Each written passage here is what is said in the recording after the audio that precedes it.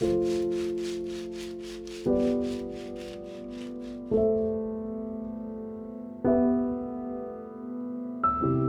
à tous, c'est Mayo. J'espère que vous allez bien. On se retrouve aujourd'hui pour une recette de pain de mie sans gluten. J'ai déjà présenté de nombreux pains à base de farine de sarrasin, mais en y ajoutant de la farine de sorgho, on obtient une mie encore plus moelleuse et moins fragile. Ce pain est très facile à réaliser, donc regardez jusqu'à la fin. On va commencer par peser les ingrédients. Voici la levure sèche que j'utilise comme d'habitude. Je la conserve au congélateur. Elle se conserve longtemps. C'est très pratique. Dans un grand bol, on va verser de l'eau. En cette saison, vous pouvez utiliser de l'eau à température ambiante. On va y ajouter la levure sèche. On mélange bien avec un fouet. Ensuite, on va ajouter l'huile d'olive, mais vous pouvez utiliser n'importe quelle huile neutre que vous aimez. Puis, on ajoute le psyllium. Cette poudre 100% naturelle est indispensable pour faire du pain sans gluten. Mais cela dépend de la forme et de la texture souhaitée. On mélange bien et on laisse reposer le mélange pendant 10 minutes. Pendant ce temps, on prépare les ingrédients secs. Aujourd'hui, on va utiliser de la farine de sarrasin et de la farine de sorgho et de la fécule de pomme de terre également. C'est aussi un truc important pour faire du pain de mie sans gluten moelleux et léger. Dans un bol, on va mettre la farine de sarrasin. On en a besoin de 110 grammes. Ensuite, on va y ajouter la farine de sorgho. Vous connaissez cette farine? La farine de sorgho est une poudre obtenue à partir de sorgho, des grains riches en fibres alimentaires et en minéraux. Puis, on va y ajouter la fécule de pomme de terre, qui permet d'obtenir une mie plus légère, plus moelleuse et moins fragile. Ensuite, on ajoute le sel. D'habitude, j'utilise du sel de Guérande, mais aujourd'hui, j'utilise du sel de Camargue. Au bout de 10 minutes, notre mélange s'est transformé en un gel. Ce gel joue un rôle du gluten dans la pâte à pain. Alors, on ajoute maintenant les ingrédients secs que l'on a mélangés. On mélange bien avec une spatule jusqu'à ce que la pâte soit homogène.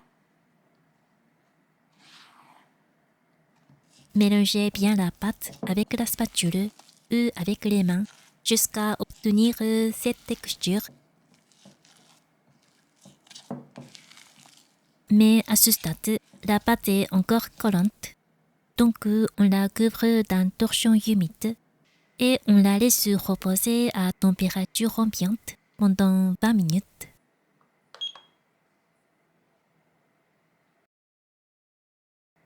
Pendant ce temps, on va préparer le moule que vous utilisez dans cette recette. J'utilise un moule à cake de 7 cm de la marque Matfer. On va huiler tout l'intérieur du moule. À la place, vous pouvez mettre du papier sulfurisé dans le moule pour éviter que la pâte ne colle. Au bout de 20 minutes, on va passer au façonnage. La pâte est moins collante qu'auparavant, donc il est plus facile de la façonner. Saupoudrez de la farine de sarrasin ou de sorgho sur la surface. Démoulez la pâte du bol. Si la pâte est encore trop collante, n'hésitez pas à saupoudrer un peu de farine pendant le façonnage. Regardez-moi, la pâte est un peu collante. Donc je vais saupoudrer un peu de farine sur la pâte. Aplatissez la pâte avec les mains, puis étalez-la à l'aide d'un rouleau à pâtisserie. On va plier la pâte par le bas, puis par le haut jusqu'au milieu. Ensuite, on la tourne et on l'étale légèrement à nouveau avec un rouleau. Puis, on va la replier de la même manière. Si vous aimez cette vidéo, n'hésitez pas à la liker, la partager autour de vous Surtout si ce n'est pas déjà fait, abonnez-vous à ma chaîne. Cela m'encourage beaucoup. Ensuite, on va placer la pâte façonnée dans un moule huilé en mettant le côté replié vers le bas. On dispose bien la pâte dans le moule. On va saupoudrer de la fécule de pomme de terre sur la surface. Cela permettra d'obtenir une croûte croustillante après la cuisson. On laisse lever la pâte à environ 30 degrés pendant 30 minutes. Pendant ce temps, on va préchauffer le four à 240 degrés avec un bol rempli d'eau et des pierres à tarte pour obtenir suffisamment de vapeur. Au bout de 30 minutes, la pâte a bien levé. On va la mettre dans un four bien préchauffé à 240 degrés et verser de l'eau chaude sur des pierres à tarte très chaudes pour obtenir suffisamment de vapeur. On va la faire cuire à 240 degrés pendant 15 minutes. Puis, on baisse la température à 220 degrés pendant 15 minutes. C'est parfait. L'extérieur est croustillant. Au total, on enfourne le pain pendant 30 minutes. L'aspect du pain est aussi parfait. C'est simple, mais très savoureux. Si vous cherchez une recette sans gluten, simple et très délicieuse, essayez cette recette.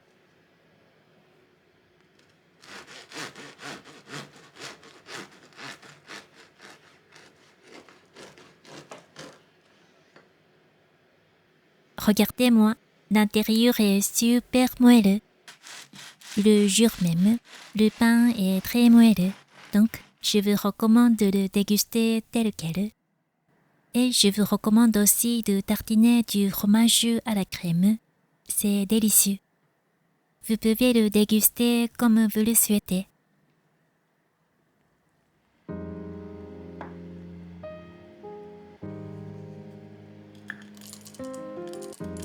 Le lendemain, le pain devient un peu dur. Donc n'hésitez pas à le faire griller.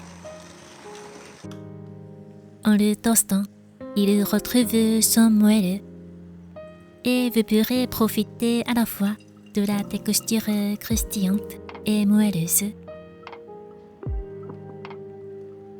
Pour le petit déjeuner, accompagnez-le d'un bon café et dégustez-le comme vous aimez, avec du miel ou du beurre de cacahuète par exemple. Ce pain de mie est riche en fibres et en minéraux. Il est doux pour le corps et facile à digérer. C'est très bon pour votre santé. On va se régaler. Bon appétit à tous!